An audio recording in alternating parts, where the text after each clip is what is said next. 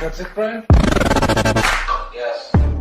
What is going on, guys? Today I'm bringing you a Trey Gowdy clip where he completely destroys a race-baiting professor with ease. I love these Trey Gowdy clips. Let me know if you like them in the comments below. Don't forget to hit that like button and subscribe. Enjoy the video, and I'll see you next time. No offense intended to any of the four of you, but you are not the witnesses I wanted to settle these facts with.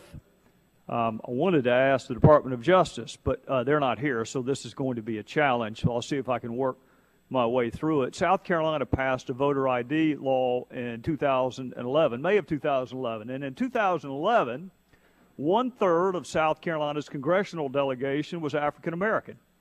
I may be mistaken. I suspect that South Carolina's percentage of African American members of Congress may have been the highest in the country in 2011. And as we now know, one of two African American United States senators is from South Carolina, in the person of my friend Tim Scott. In addition, South Carolina's governor is of Indian descent. Further to same, South Carolina's voter ID law was similar, if not less restrictive, than those DOJ had pre-cleared in New Hampshire, Virginia, and Georgia. And moreover, South Carolina's plan was similar, if not less restrictive, to plans approved outside of DOJ preclearance in states like Tennessee, Kansas, Indiana, which incidentally was affirmed by the United States Supreme Court, Idaho, South Dakota, and Michigan. And just to be clear, South Carolina's voter ID law allowed for the casting of provisional ballots where the voter did not have one of the forms of accepted identification. Now, that's withstanding the fact that South Carolina's new voter ID law made it easier to obtain one of those forms of identification, allowed for the casting of provisional ballots.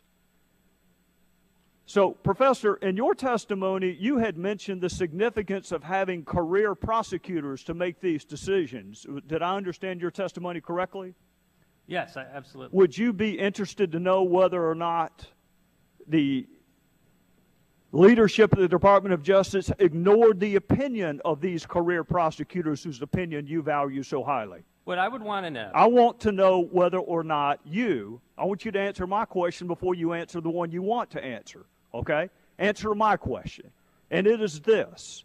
Would you be interested in knowing whether or not leadership in the Department of Justice ignored the advice of career DOJ attorneys? Of course, but ignoring and disagreeing are not the same thing. I don't know what happened in that case. Exactly, and we don't either. You know why? Because they won't tell us. They have ignored Senator Graham's letter. So I'm asking you, will you join Senator Graham and me in asking the Department of Justice whether or not they ignored advice from career attorneys to pre-clear South Carolina's plan? Will you join us today? No, I think the deliberative process within the department is incredibly important. You can't get candid. Is that a yes? Will you join us today? No, Congressman. If you can't get candid views from career staff, if they know. Are you interested in whether or not those candid views were ignored?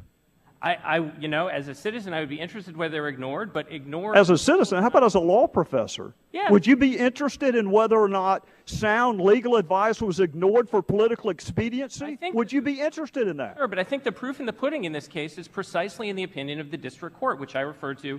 Oh, I've read the opinion. And by the way, who won? And by the way, it who was won? a decision, by the way. South Carolina won. By the way, and here's the difference. I'm going to reclaim my time. Here's the difference. There was a 1.6% difference in African Americans who had accepted photo IDs, acceptable photo IDs, and white South Carolinians. 1.6% difference. 20 years ago, when I was working on voting rights cases, that was considered de minimis. Now it costs South Carolina $3.5 million to defend that 1.6% difference. But it also means this, that my fellow South Carolinians who are African American are 1.6% less likely, less able to enter a federal courthouse because an ID is required there also. And they are 1.6% less likely to be able to board an aircraft because it also requires a photo ID. They're 1.6% less likely to enter the front door of this building because it also requires a voter ID. So my time is up. I would simply say this to the men and women who have dedicated their careers at the Department of Justice to the apolitical, nonpartisan enforcement of the law.